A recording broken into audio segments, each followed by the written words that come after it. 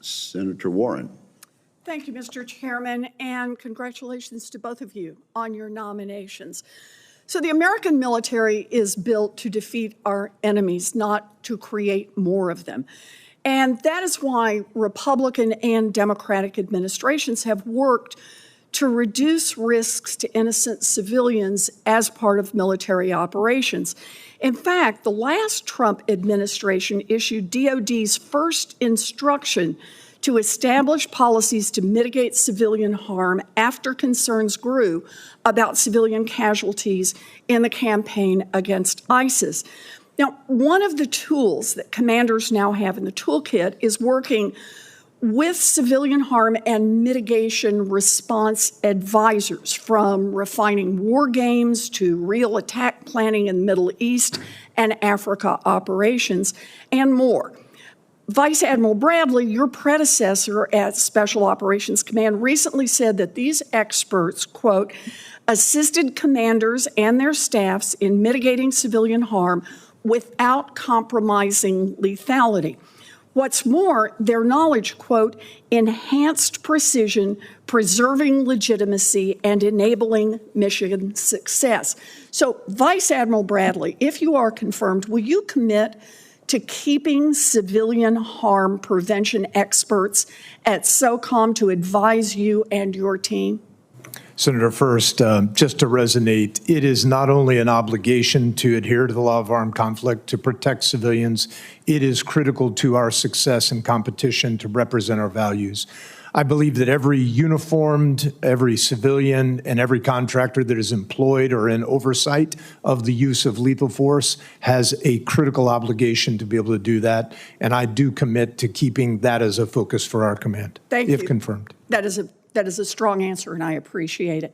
You know, other tools in the toolkit here are the Civilian Harm Mitigation and Response Action Plan and DOD's policy instruction on civilian harm, which outline DOD's plans and policies to reduce civilian harm risks. AFRICOM has made progress in implementing these policies, including through training allies and partners on how to reduce risks to innocent civilians. We are serving as a model that our other partners are now beginning to adopt. In May, the Nigerian Air Force announced its own civilian harm prevention plan. These are efforts that save innocent lives.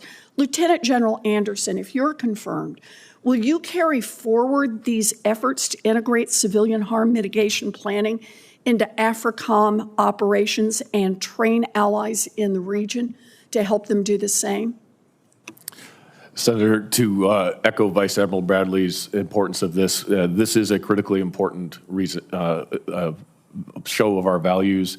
It's also important that we maintain the laws of armed conflict, and when we engage with our partners, that we help them educate and that we model this. And this has been something that when I was at Special Operations Command Africa, we did. We worked with partners, and when we saw things or heard of things that were credible, we encouraged them to investigate and to look into this, and then we gave them assistance as needed in order for them to conduct their own investigation. So I will continue, if confirmed, to take that on at AFRICOM. I appreciate that. I want to hit one other point here, because we also need to reduce harm to our own special operators. I've worked with Senator Ernst and others on this committee for years to address high levels of brain injury caused by blast overpressure. Exposed service members have reported debilitating symptoms, from seizures to depressions to suicidality. And now preliminary research is showing high rates of heart disease, chronic pain, hypertension, even links to brain cancer and neurodegenerative diseases. Clearly, we have a lot more we need to learn. So let me ask, Vice Admiral Bradley, if confirmed, you'll oversee tens of thousands of special operations personnel.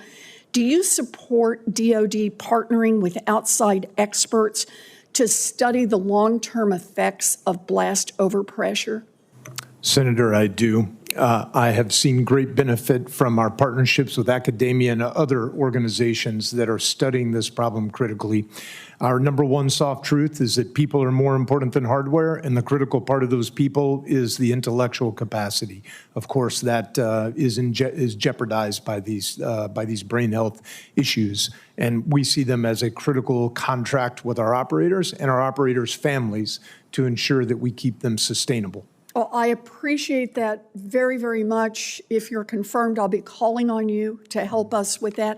There's language in both the House and the Senate NDAA that would help us get this study, and there are lots of organizations like Home Base Massachusetts who have the expertise to help us get these answers.